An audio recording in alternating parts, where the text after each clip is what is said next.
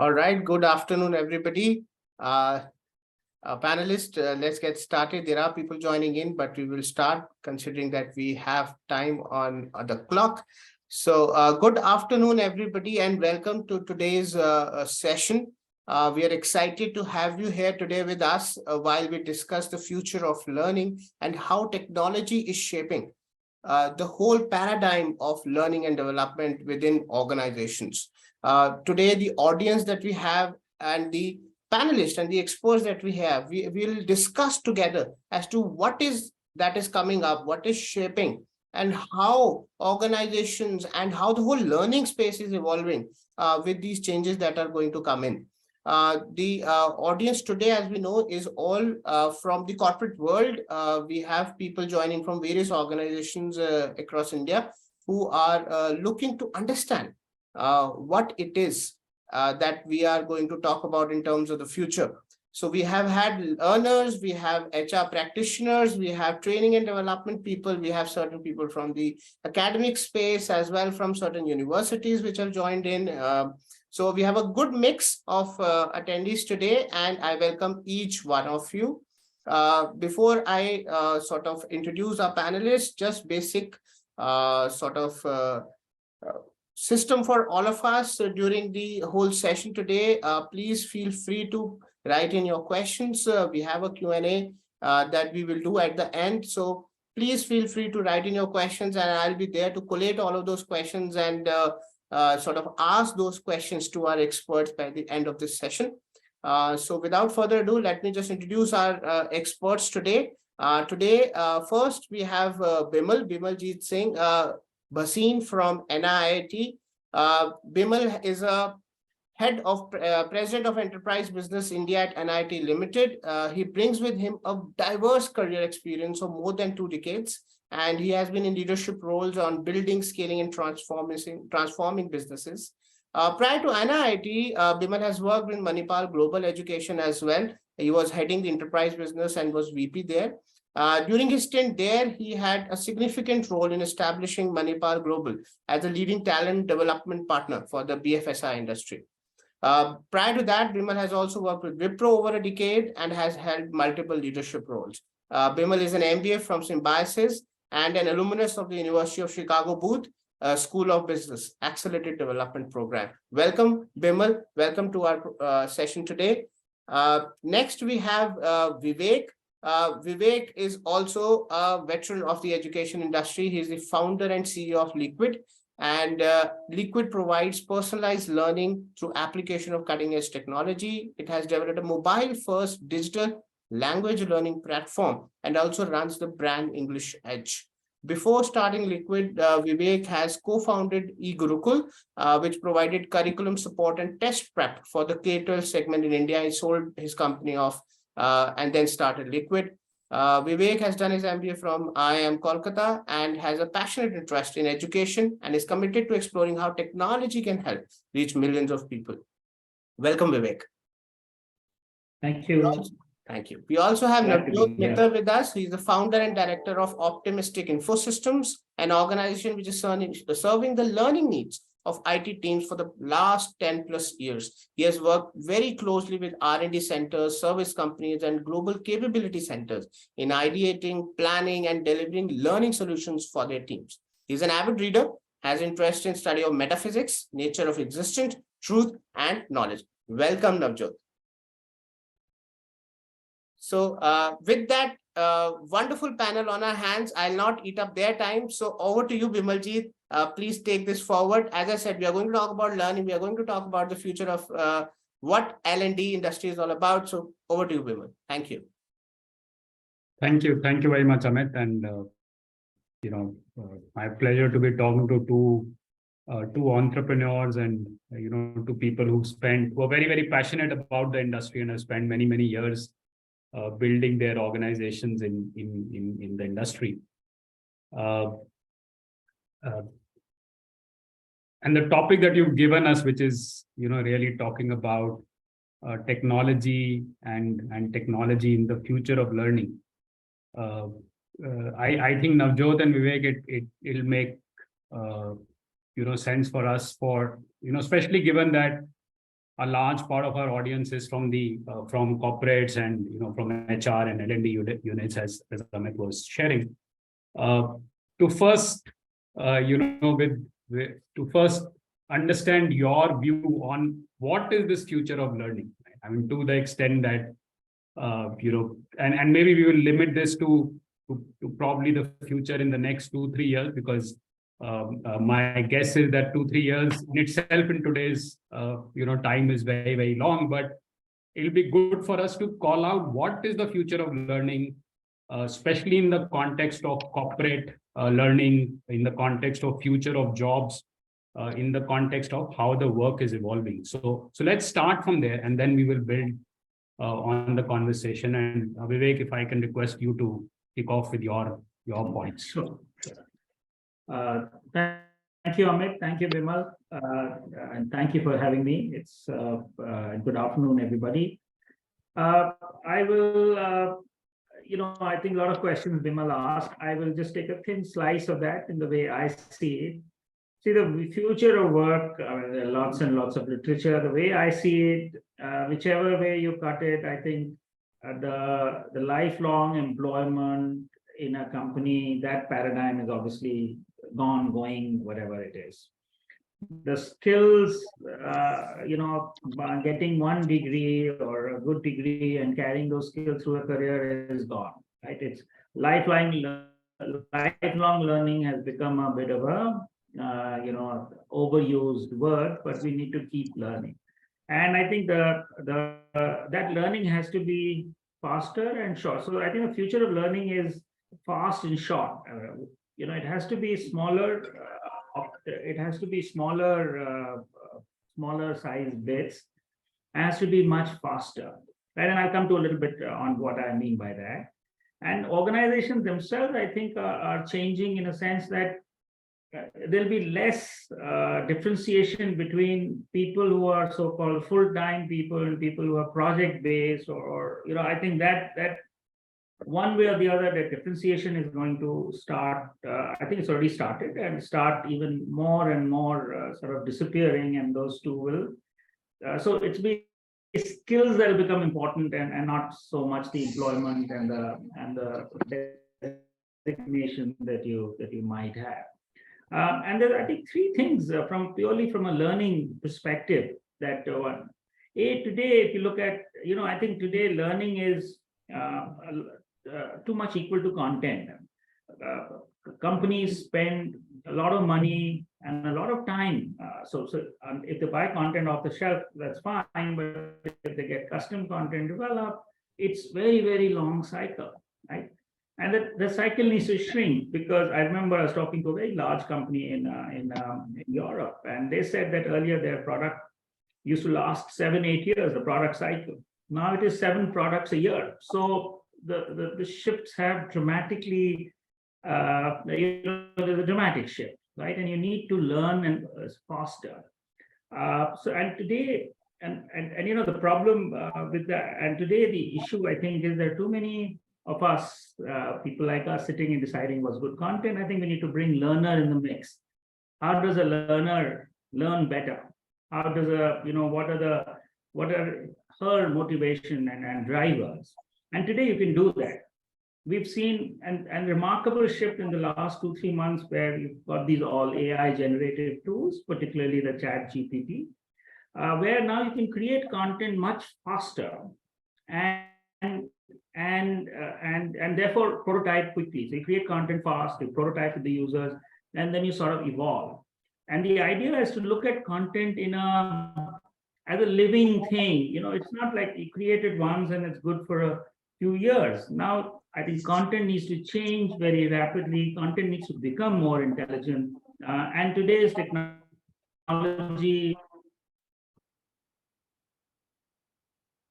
generative AI, allows you to do that. So make it more measurable. Just one example of, I was talking to this company, and the way they evaluate their training program. It's a software company. They make some products, and they train the salespeople, and then they track how they do the product demo. The software, you can track the demo on an LMS, right? So they see how people do, how much time is the salesperson spending, this, that, and that's how they track the effectiveness of their sales training program. So a lot of things are possible today. I think we need some fresh thinking, some leadership, and some initiative. So those are my sort of opening remark. I'm happy to. No, very, very helpful, Vivek. And, while I don't want to summarize, but very quickly, I think what you said is skills are going to be very important because jobs are becoming more and more skill oriented and skill focused and very, very demonstrable. And it cannot be, so firstly, learning is equal to content in itself is an equation that we should look at deeply. And then what is content and what is the lifespan of content and what are the cycles of content is a very different question that again something we should explore. But Navjyot, would love to hear your initial comments as well. Thanks a lot, Bimal. Thanks, Amit. Thanks a lot, Vivek. And good afternoon, everyone. Now, taking it ahead from Vivek, where Vivek has left it, I believe he hit it right on the nail, head of the nail, that the focus has to go back to the learner, right? Because generating content, creating content, recreating content, redesigning them, versioning it with the help of technology, it has become relatively easier as vis-a-vis like 5 years ago or 10 years ago. But somehow, my personal observation is that we have to get back to the, focus on the urge to learn. So whosoever is either attending those online courses, self-learning videos, or attending an offline classroom instructor-led training, with what motivation he is coming to that class, whether virtual or a real class, right? So those training managers, L&D heads, the leaders of the organizations who are spending so much time, energy, efforts, they have to go back and check what is that urge. I mean, I give this example to so many of my clients that your learners come to the class with a motivation quotient, which is depending upon how much of pressure that project manager is putting on them. You learn this technology or you are like, fired next day. So if that motivation quotient is more, their effectiveness is definitely more, right? And if that casualness is there, so it goes down, irrespective of the tool, irrespective of the mode, irrespective of the trainer who is standing in the class. And second is that how much is getting digested. Like everyone has a digestion, you consume the content, but how much is the outcome? Yeah. So probably because last 10 years I've been serving more than like 50, 60 odd clients, all big, small startups, large GCCs. And there has been success stories and there have been average success stories. So my comments would be that the focus has to go back to that human touch, getting into the mind of the learner, because for an enterprise, it is not only the content and the training material or the training plan. The biggest constraint is the time. A coder working in an IT company, his primary job is not to learn. His primary job is to, create beautiful software, like, amazing software. So that is the thought process that leadership takes, that, I want to train them, I want to upskill them, but I don't have so much of time. So I believe we as an ecosystem should get that focus has to go back to that. So that would be my opening comments, Vimal. No, thanks, Navjyot, again. To exactly what you said, focus has to go back to learner, his motivation, how does he or she learns, what are the drivers, how much can she digest, and then eventually how much can she deploy on the job, which is, like you said, eventually to the project that they are part of, or the software that they're building, or whatever they are doing at their job, how much of that learning can they actually go and demonstrate on that job. And it again goes back to the earlier point I think that Vivek made, that if jobs are becoming more and more skill oriented, right? I mean, to your point, software engineering is not or if developing a software is not an academic knowledge. It is something that you have to demonstrate, right? You have to code and you end up demonstrating. And hence, I think learning, just like in sports, right? I mean, you can't say that I know how to bat, and you can't make presentations or PPTs on that. You have to demonstrate your batting skills on the ground, right? And obviously you take coaching and you work with the coach, but end of the day, you have to go and demonstrate on the ground. And I think if I look at what both of you shared, jobs are becoming very, very skill focused. People will have to demonstrate project managers who will invest in this learning will expect productivity enhancement or expect immediate demonstration.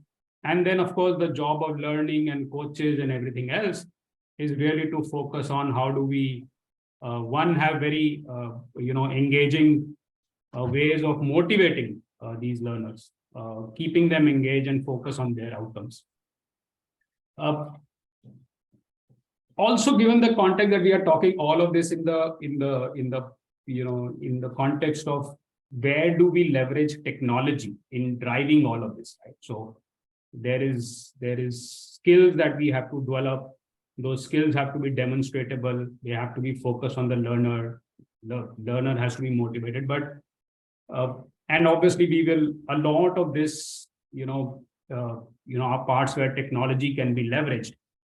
Now, the other part which I wanted to check with both of you, right, and because both of you come with very, very rich experience and decades of experience, is that, this technology in learning is not a new wave. I mean, this is a wave which has been there for years and years, right? I mean, starting from the time when overhead projectors came in learning many, many years to computers, and then, more recently platforms and MOOCs and, and all the keywords that we've spoken in the last few years. What I wanted to check with both of you is that before we talk about the next wave of technology, which is going to come into learning, are there learnings from some of these past waves? Are there learnings that we should really look at?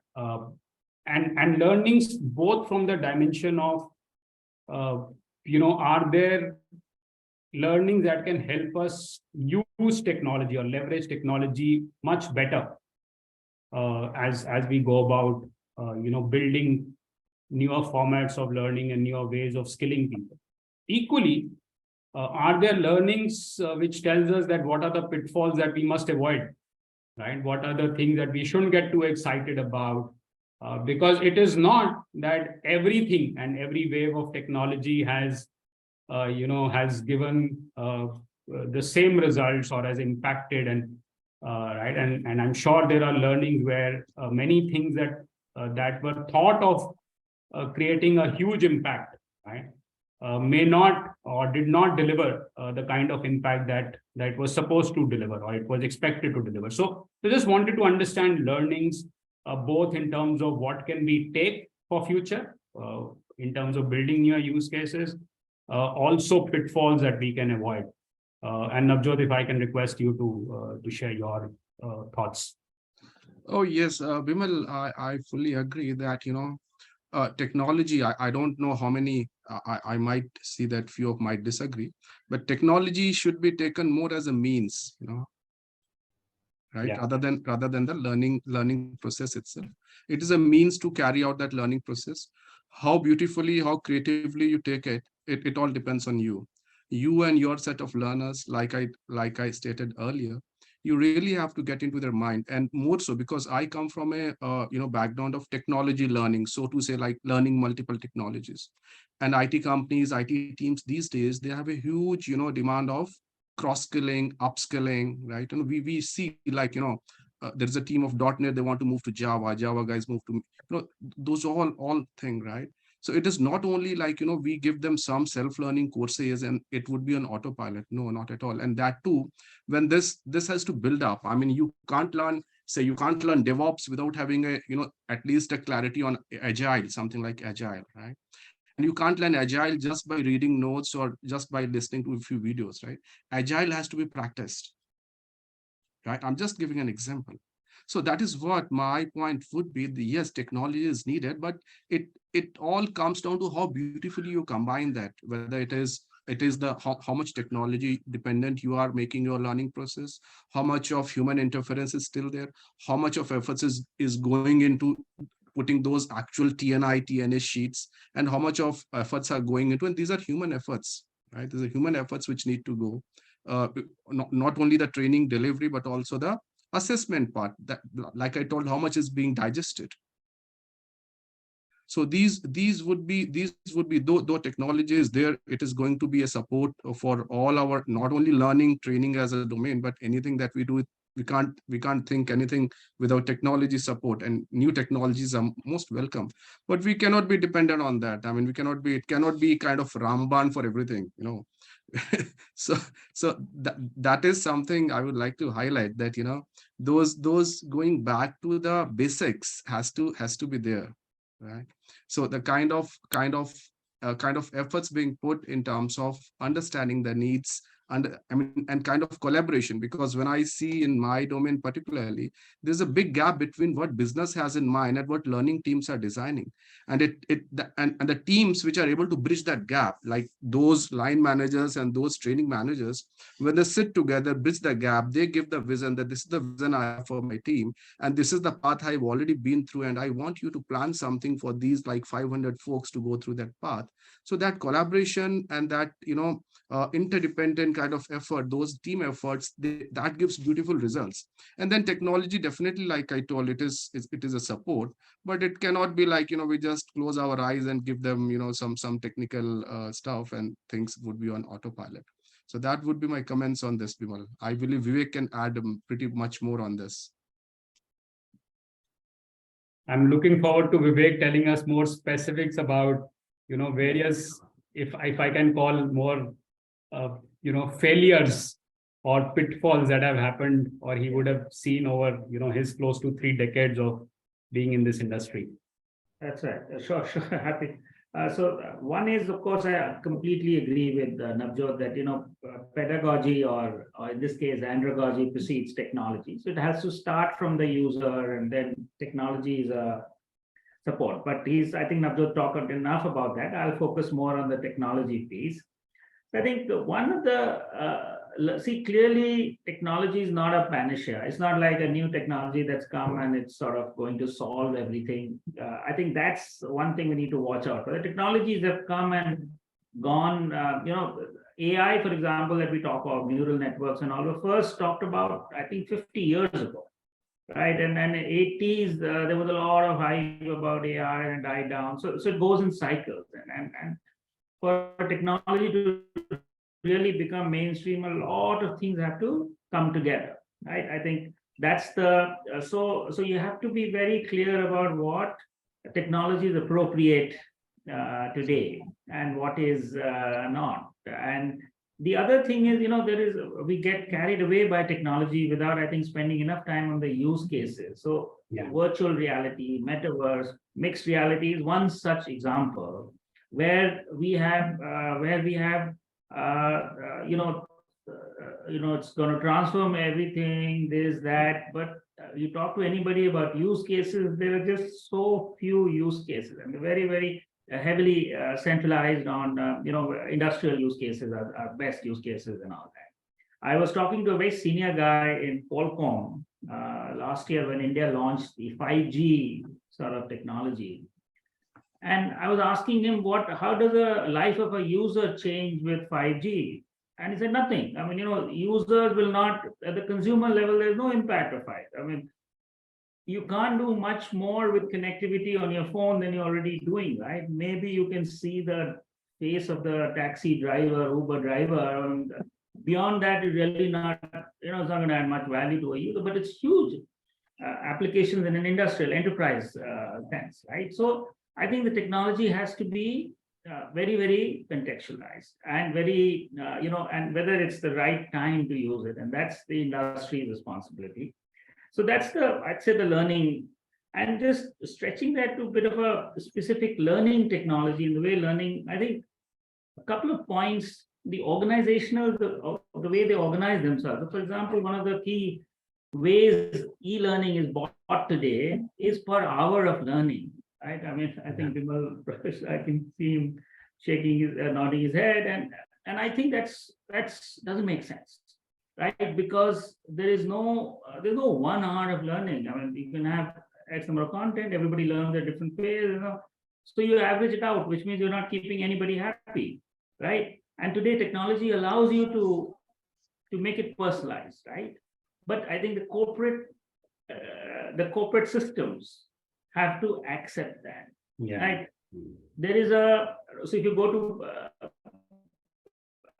and then there is some of the metrics that learning managers get evaluated on is seat, how many hours of, e-learning done, and therefore face-to-face time saved. Now, learning managers will deliver to that, right? But it's not the best metric. Now, how do you measure a community learning? I mean, how do you measure learning 2.0, as it's called, right? I mean, if you're browsing through videos and what you need, how do you measure that? Is certification a better benchmark? Is time spent a better benchmark? So I think that will drive the usage of some of the new tools.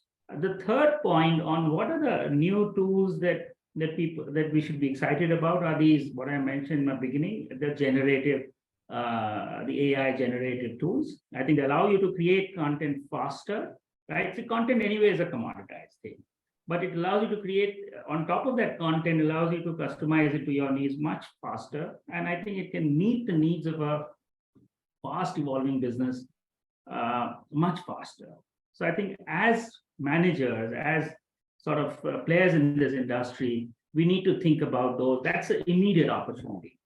And that's evolving so fast that, we really have to measure timelines in terms of weeks and not months or years anymore.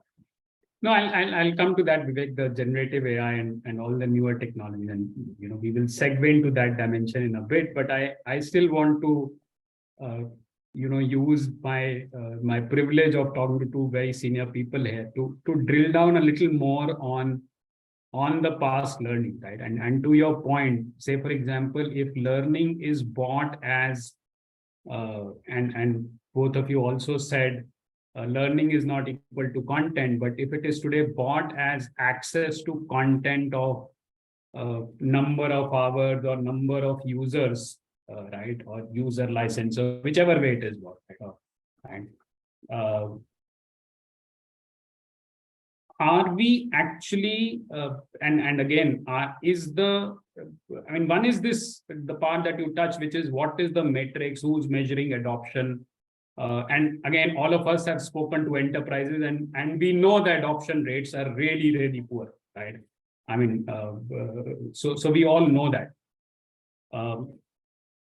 And even if where there is adoption, what are the metrics, like you said? And I think Navjyot spoke about the fact that end of the day, this learning is not for learning. It is not for academic knowledge. It is for, can you make your, the software that you were building yesterday, can you make it better? Can you make it faster, right? Application of learning. And your application. So it is demonstratable. Can the company, and I'm just saying, if it's an employee of a technology company, can the, from a return on investment, from a company perspective, the return on investment would be, can you up the billing rate of this person, right? That's a huge. So is that the metric being measured, right? Or if they're a sales guy, are their productivity going up, right? Are they able to handle customers better? Are they able to build deeper relationships? And I think somewhere in this construct that you spoke about, that focus on that metric of outcome is missing. The other dimension, and again, something I want to put out and really hear your views on this, is that in this whole excitement of tech, right, are we trivializing the ed part? Right? So there is this ed tech, and all the hype, and then all the recent news flow around ed tech, etc., etc. But in this whole ed tech hype that we've seen played out over the last few years, and not so good hype in the last 3-4 months or 6 months, is the ed part somewhere got trivialized, right?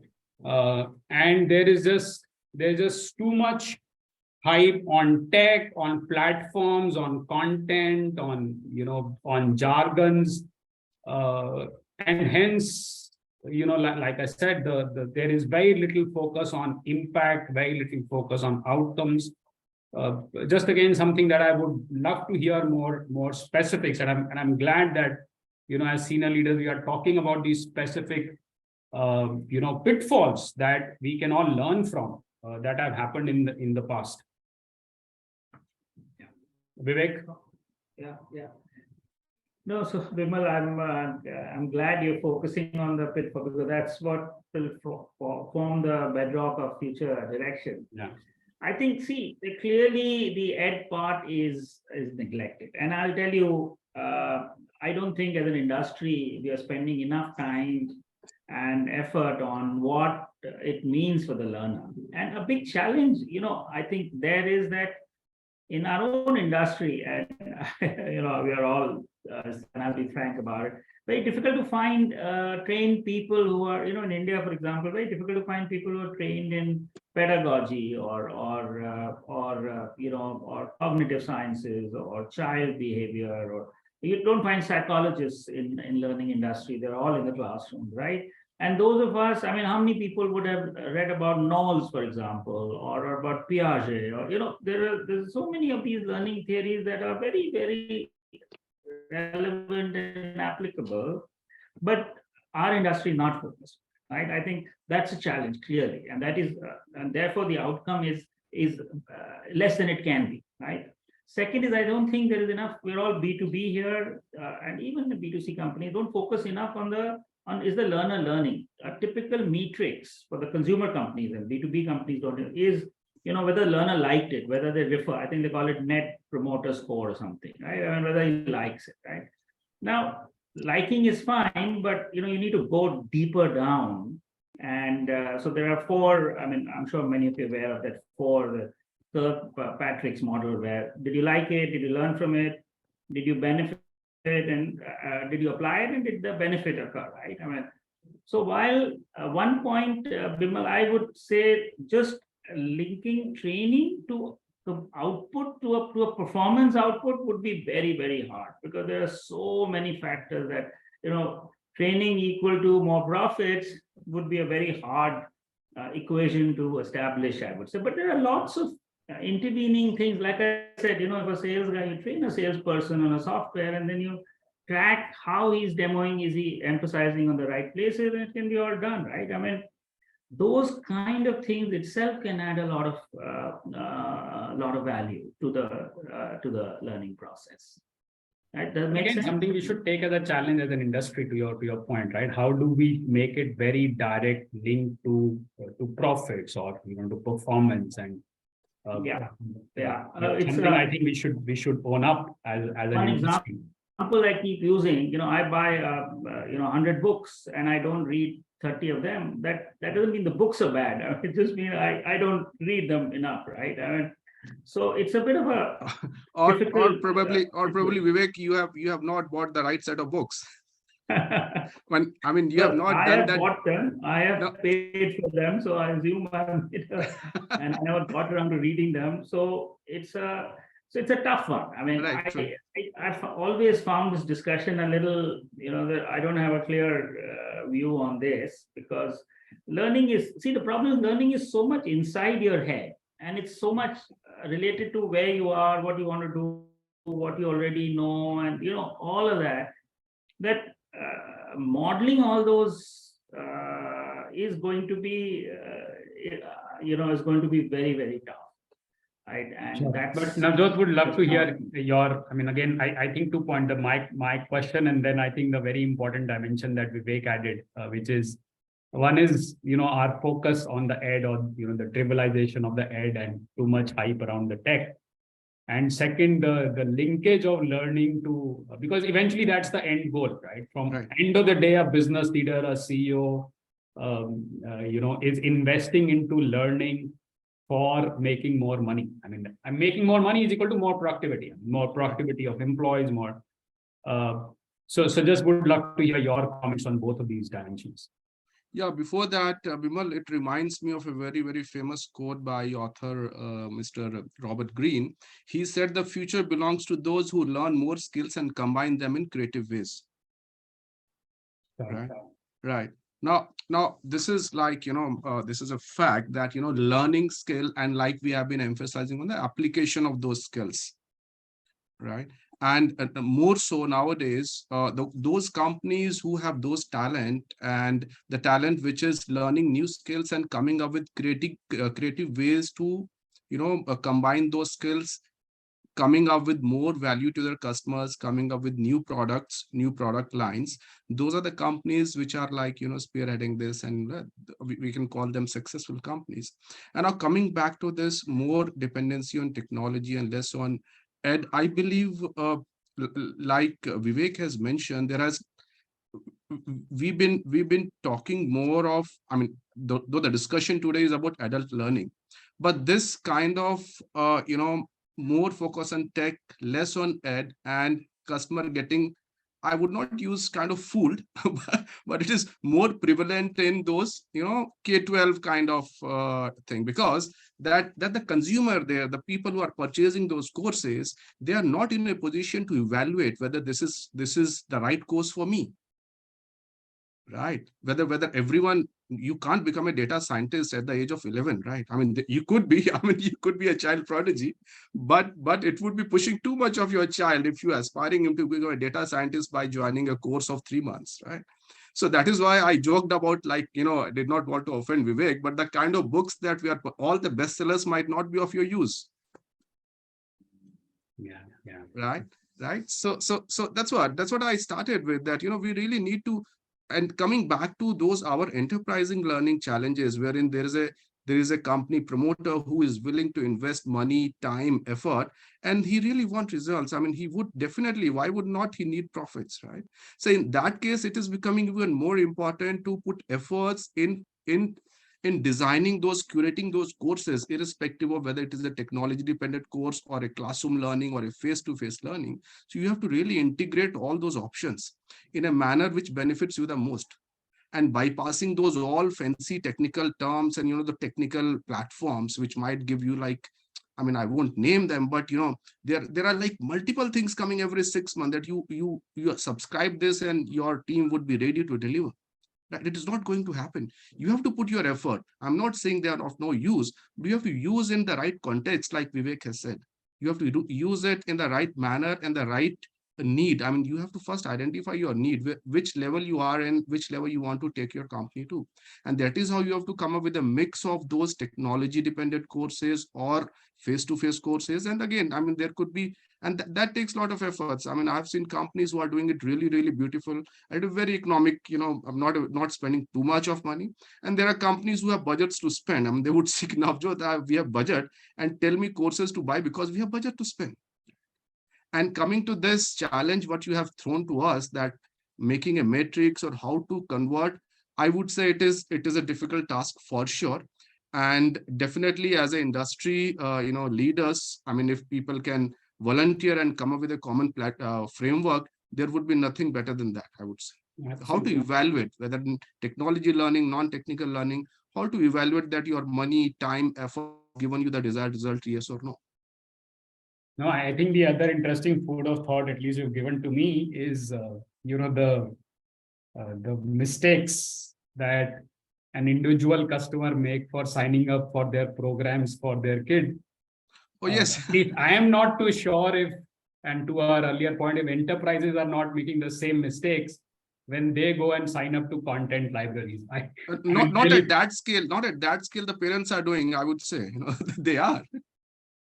Anyways, no, but these are interesting, and you're right. I think there is a part that the industry has to open up and become more and more focused, whether it is on the whole dimension of learning science and the knowledge creation that Vivek spoke about, focus on skilling, focus on productivity. And now, given that we want to leave about 10 minutes for Q&A, Vivek, now let me shift gears and also talk about, and maybe begin with the point, Vivek, that you spoke about. So, there is, of course, the leverage of technology in the access part of the education, right? Which is making it more accessible, making it more efficient, making it more, and I think there are many, many use cases around that. Would again love to hear, technology that you are seeing right now coming up or already there, whether it is generative AI, which is where you think there are meaningful use cases being developed, which are focused on, or can be leveraged on real, knowledge creation or improvement of learning sciences or improvement of, creating value. So is there something that you're seeing on that dimension? I think, see, the three perspectives on that. One is that there's a lot of technology that's available that's not being used, right? I mean, whether AI is the most recent example, but if you look at, I know I said virtual, but things like virtual reality or even mobile learning is still relatively, under penetrated. I mean, everybody should be on mobile, right? I mean, still you find people are still thinking about mobile, right? So, I mean, there are any number of technologies that are being underused even today, right? And I think with more leadership and with more education that can be corrected. There are early adopters, and then the gap, the chasm, as I think I forget which author said it, is pretty large, and it's very difficult to go through that. So there are very different. Some of the corporates are at the cutting edge, but a very significant number are far behind. So a lot of technology that can just be used as it is. In terms of use cases, what I have come to the conclusion that the problem is, the biggest problem in our industry, in the learning industry, is that there's a technology teams and there are content teams and a subject matter experts. They don't work together, right? So let's say, the new buzzword is personalized learning, right? Now, personalized learning by definition is individual to learner, but it's also personalized to that content. If you're learning, let's say, think about, I'll take a corporate example. If you're learning, the set of 100 features of a software program, right? Or features of a telephone for a BPO industry, right? Now the learning path is going to be personalized to that content. And one of the big challenges is that content itself is not tagged. Okay, so tagged for difficulty level, for learner preferences, I don't know, audio, video, size of the, duration of the thing. There are lots of different meta parameters that you can tag to, and based on which you can personalize it, right? And personalization engines are available with or without AI, right? You can have very nice algorithmic personalization engines. You don't have to use AI, but that's not being done because I think not enough technology people are talking to enough content people. And in all companies, in e-learning industry for sure, and all companies, these two exist as independent verticals, right? And that's a big problem. So application of technology gets hindered because of that, right? And so, and then the second thing is, also AI is used as a very loose term these days, and I think most people don't understand what AI can do. Or how AI works, right? I think it's nice to just remove AI and just talk about what you want done. A lot of things can be done without, I was attending my daughter's presentation today in school, and there's this students who are saying, oh, we've used an AI engine to do some basic search in there. It's crazy. Why would you say that? You just need, very simple algorithm to really do what they were doing, but they have to use the term AI. So that's the part that we have to really, be very careful about. And I see it being bandied about all over the place. So the use case, I think very interesting use cases can emerge, Bimal, to your point, a lot of existing, I don't think technology is a limitation, frankly. The generative AI, I mean, if you want to come, is added a very new dimension to authoring of technology, not to the consumption, but to the authoring and creation of content, right? So you can create faster, more personalized, more variety, all that. But from a consumption perspective, I think very interesting use cases will emerge when you start combining, when tech and content people start to work together and say, how can we create better learning experiences for the learner? I can give you any number of examples, but we'll be here till evening then. So I'll keep it short. No, Navjyot, so last word to you before we open it up for question. I already see some questions lining up in the chat box, but what are you seeing in terms of upcoming technologies, and especially with all the learnings of the past that we spoke about, right? With the keeping in mind the pitfalls or the mistakes or whatever or the failures of the past. What do you see coming up, and which can make significant impact to learning outcomes, right? I mean, and obviously I'm talking more from an impact and outcome perspective. Scale is a well-known dimension of technology. So let's leave scale aside for a second. But impact, outcomes, effectiveness of learning, especially keeping all the learnings of the past with us. Yeah, Bimal, I would not use the term mistakes or pitfall. I would rather use terms, lack of adequate efforts. Right, because okay. Yeah, because technology support was always there with the kind of processing speed, we are getting every 10 years, and the kind of internet access we are getting, speed we are getting every 5-10 years. That is always going to be there as an enabler, right? But how you put efforts and make it useful for your consumption, for your teams, that is what will make the difference, whether in past or future or present. Sure. Right. So that would be something. And second, I guess we have spoken a lot, but we have missed that particular term. There is something called information overload these days, right? We spoke a lot on this in last 40 minutes, and that has to be taken care of, because when we had discussion amongst parents about my kids and all, so we always have this, that the best way to make your child, how to make sure that he's not distracted. And I would say at some level, not at that level, but that at some level, that applies to adult learning also. So yeah, what absolutely.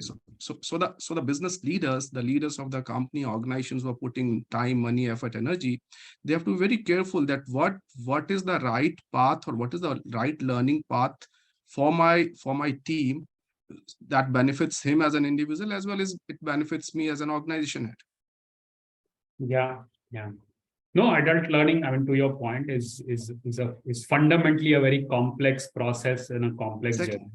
I don't think adult learning is easy, because there are, in addition to all the distractions, there are also, like Vivek had mentioned, there are already, there's this part that you have to unlearn first, right? And many of that unlearning could be against your things that have worked for you in the past, right? Things that have created success for you in the past, things which come to you intuitively or instinctively, right? So there is this part that you have to unlearn, and then come onto the journey on. So it is a complex process, and which is why I earlier said that many a time we loosely use technology, Vivek. I mean, whatever jargons, AI at some point of time, mobile learning or e-learning at some point of time, and I think this whole dimension that we spoke about, which is, are we trivializing the ed? Are we? I mean, at some point of time, right? People have said that we should make learning engaging and make learning fun. Now, I mean, and just to the dimension of if jobs are becoming very, very skill oriented and very, very focused and very, very demonstrative, right? I mean, tennis coaching is not fun, right? If you have to play tennis at a professional level, and you can't say, I will go have fun at the ground today. No, it's not fun. Right? You can't make it, you can't, and in no other demonstratable profession, we use such terms around learning. It is just for some reason in the corporate setup, right? We end up using words like, engaging, and then jargons and this thing, right? I mean, if you have to learn how to cook, if you have to learn how to run, if you have to learn how to play sports, anything, you have to go through significant rigor. On that note, Amit, we have the last 10 minutes from a Q&A perspective. I'm assuming you will moderate the Q&A, right? Great. So Thank you so much, experts. Thank you so much for taking us through this whole journey of understanding learning better. So I have questions pouring in, and I just try to club if they are somewhat similar. But my first question to the panel would be that how do we measure immediate productivity improvement based on trainings? Any foolproof way that has worked in the past for anyone? Something that's like a win that has happened before. So the question is around measuring immediate productivity improvement. Navjyot, Vivek, or I can take that in any which ways. Yeah, so Bimal, why don't you go ahead?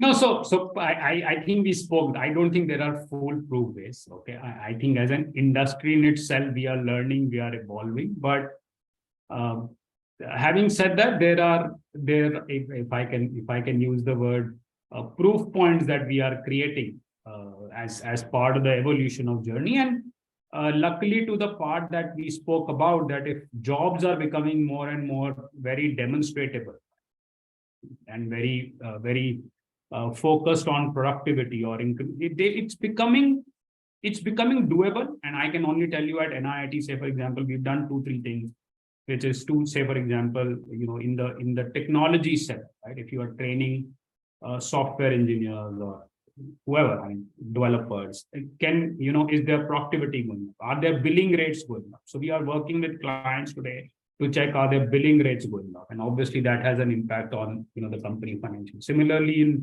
in many retail and banking organizations, we are saying has their ability, we measure sales metrics over 3 months, 6 months, etc. Is their ability to engage with customers become better? Is their sales productivity become better? We've become very tight with the customer matrix in many cases, and then start measuring, are those customer matrix becoming better? So, but those are experiments. Like I said, these are things, they don't come easy, right? There is a lot of organizational or the corporate buy-in and commitment that has to come into this process. But are they foolproof? Not by a mile. Yeah. So that is what I will add, Vivek. Absolutely. I think the point is how you measure productivity, right? You can say I'll invest 2% of my turnover on training, and productivity of the team will go from X to Y. I think at that level, a lot of companies do, and it's manageable, and it's one of the factors driving the productivity. At a very micro level, you can train a software programmer. The lines of code is or a designer who can use Acrobat, Adobe faster. And so those things can be fairly so at a micro level and a broad. I think in between, as things become starting to gray out, because a lot of other factors come in. So I think it's important to define how you measure productivity, and just do the best you can. Like I said, there are global, there are 4 levels, right? There's this model Kirkpatrick, as I mentioned. That did you like it? Learning program? Did you learn from it? So you do a test and you can see then did you apply it? That's it gets a little more complex. And did the organization benefit from that? It gets a whole lot more complex. So I think if you have a control situation, you can start applying it. You can get closer and closer to the actual answer, but it's not. I don't think it's exact science there. All right, great, thank you. So I have another question. It revolves around all the emerging technologies that come in. Like a lot of talk was around blockchain and crypto, and then now it is around AI. So the question is around and I'm just trying to sort of context it a bit more. The question that has been posted, that how do you really sort of look which are the ones to stick to in the learning and development phase, and while others could be short term and may not be from a corporate perspective really investable, or looking for long term learning development. So just trying to tie in few topics which we have talked about. What's your perspective? How do you look at technologies which come in and say, okay, these are the ones to sort of really put your learning development goals on for multi years? So that's the thoughts we would like to hear. Now, Jyot, you want to take a shot at that? Oh, yes. I mean, I would not like to, comment or prioritize that this is number one, this is number two, because this is very subjective. Like it all depends on your company's vision, goal, what direction you want to take your company to. But I would definitely say that, things like, say, the fundamentals of technology. For example, we talk about statistics, right? All the data science is built upon statistics. Right? So this, if we really want to, train our workforce for the future, definitely data science, analytical, those all platforms, whether it's a cloud-based platforms or other open source platforms, they are needed, they're definitely needed. But in case we have a workforce which is also equally groomed on the fundamental of statistics, the basic data structures, the algorithms, that is not going to fade away anytime near in future. Right? Those because even those AI engines are built using those. So I would say the kind of framework that you are planning to use or kind of technology, that is very subjective to the needs, vision, goals, mission of that particular company. But in IT, so to say, if you are into designing software and you plan to be in this designing beautiful software for next 10, 20 years, you should have a focus on your workforce getting trained really good, inputs on these 2-3 areas that I have mentioned. I would say that. But definitely, I would not like to categorize or prioritize whether blockchain or AI, because I'm not an expert in that. I think, yeah, just to, the point being, start with the use case and not the technology. For example, if you start with blockchain in learning, you may not find any direct users, but you say, certification for me is a big issue. People are copying my certification, producing fake copies in a big way. Then okay, is blockchain a solution type of. So I think it has to start with a problem statement. If you start with there, today technology is pretty much there. I think combining the two is where the problem comes. Great. I know we are running out of time, but what I'm going to do is also club few of the questions and maybe post it to you, experts, on email later, so that we can reply back to them, because I don't think we'll be able to answer all of them. But I'm just going to pick the last question because of the time constraint, and the rest of the damn audience, I will make sure that your questions reach to the experts. There's a question around building culture of continuous learning. Now, I would love to hear you, and maybe leave that from that perspective, leave the audience as how do you actually build that continuous learning culture? Sure. So again, I think most of us would have strong views as industry leaders on that, but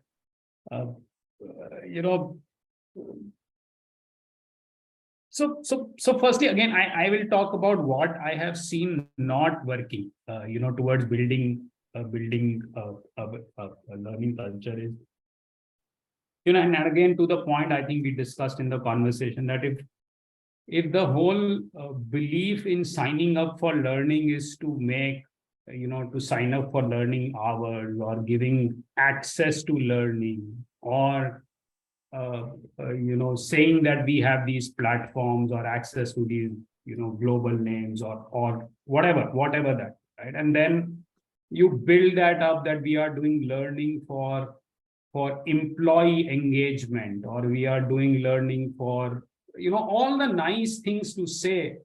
My big discomfort with that is that then, whereas I think today the employees by themselves understand that the organization is investing into learning so that they can be more productive, right? They can be more billable, they can be more profitable, they can be more. So I think this whole sharpness in communication of why the organization is investing into an individual learning, and hence as part of that investment, how does the individual benefit in terms of her growth and the organization benefit. I think if we can just be very true and very sharp about that objective, and that in itself will be a very direct culture building, because by using all the nice things and nice terms, either we are saying that we have employees who don't understand all of it, right? Then why invest in their learning? So I think we just have to first be honest about why is an organization investing in learning. And to my mind, that will be and any culture is first built on trust, right? I mean, the trust is like the fundamental dimension on which culture will get built. So I think just the sharpness of communication, saying that, if, say, for example, if my organization were to come and say that, boss, here is where we are investing in you. This is what we believe you will deliver. And if you deliver this, this is how the organization grow, and this is how you grow as an end result. I think that's a far more direct statement versus saying, like I said, we are doing it for engagement, we are doing it for, and the guy understand you're doing it for attrition control, right? So the word is transparency, Bimal, right? What is transparency? So those would be my views. Thank you. Vivek, yeah, I think Vivek is. Vivek, yeah. No, absolutely. I think you put it very nicely. So I'm not an expert in culture, but honest intentions, clear objectives,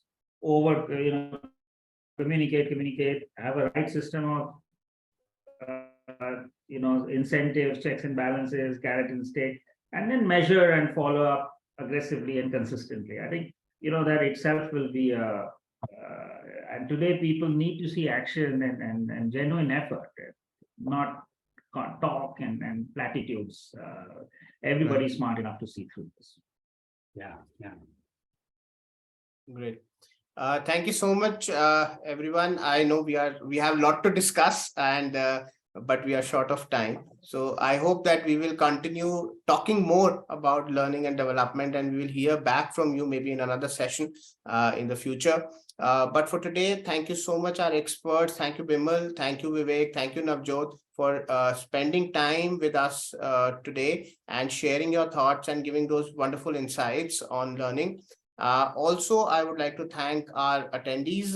Thank you for asking those questions, listening intently to what we had to share. And I hope that it was worth your time. On that note, thank you so much, everybody. And thanks, Amit, and thanks, NASCOM. Thanks a lot. Thanks, everyone. Thanks, Amit. Thank you, Bimal. Thank you, Navjyot. Thanks, Bye. Vivek. Thanks, Bimal. thank you, everybody. Have a good day, and we look forward to seeing you in the future. Thank you so much. See you soon. Bye.